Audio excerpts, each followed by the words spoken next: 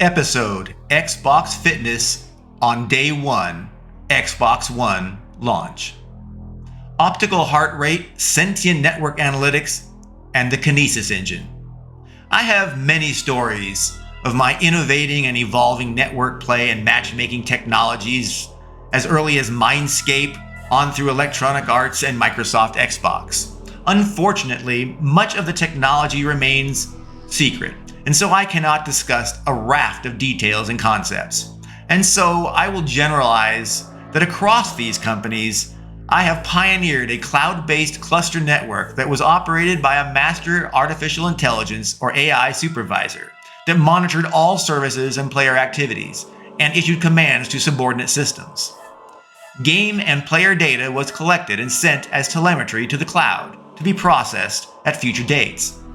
Personal Identifiable Information (PII) and Payment Instruments (PIs) were 256-bit forward hash encrypted and securely kept in isolated storage from lower security game or video data. The master artificial intelligence interfaced with subordinate listeners, services, and bots to monitor, manage, and control the services and bots. Some people viewed the master AI as a mini Skynet, giving its range of powers and awareness concerned them. Matchmaking lobbies, chat, connection quality, etc. were all standardized for all games, though it could be reskinned to look visually like the game or the tech that it was being used in, so its user interface might feel intuitive and natural and familiar. The tech was so impressive that it was adopted and used across most companies that I adopted or suggested it be used in, as both a gold standard of how to create shareable technologies as well as the networking capabilities. It was critically valuable to save huge amounts of time, money, and drive quality for products and software. Everyone adopted my networking code, whether it was Chestnut, Netcore, or Sentient. They're all networking systems that I conceived over time. More confidentiality stuff, alas, I cannot talk further. But let me describe accomplishments.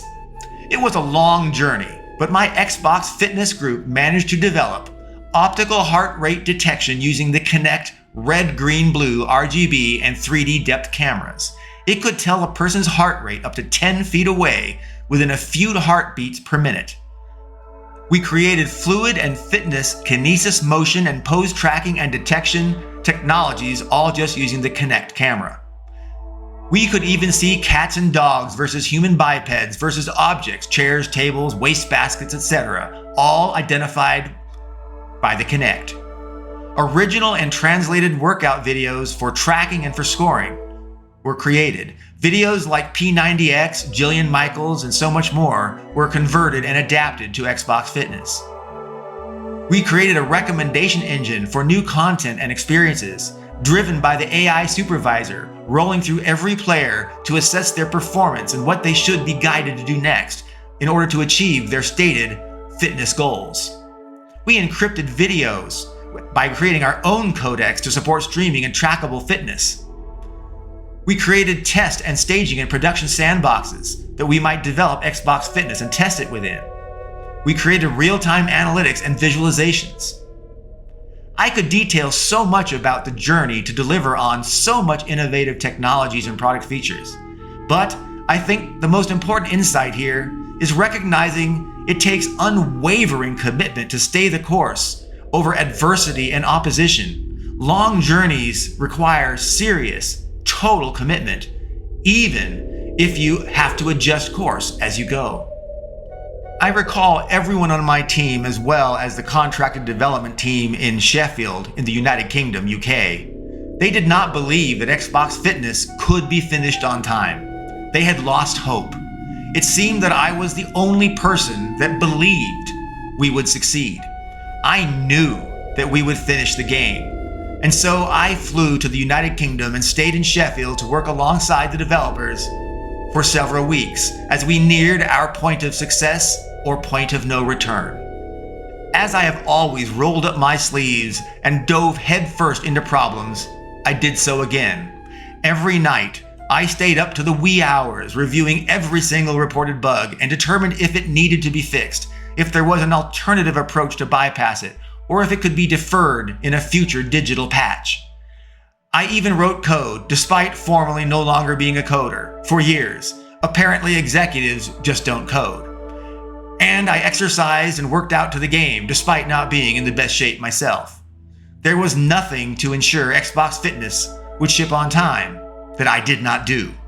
To this day, I think people remain in dismay that the studio director became so involved and had the hands-on skills to ensure the team and product crossed the finish line with a high-quality product.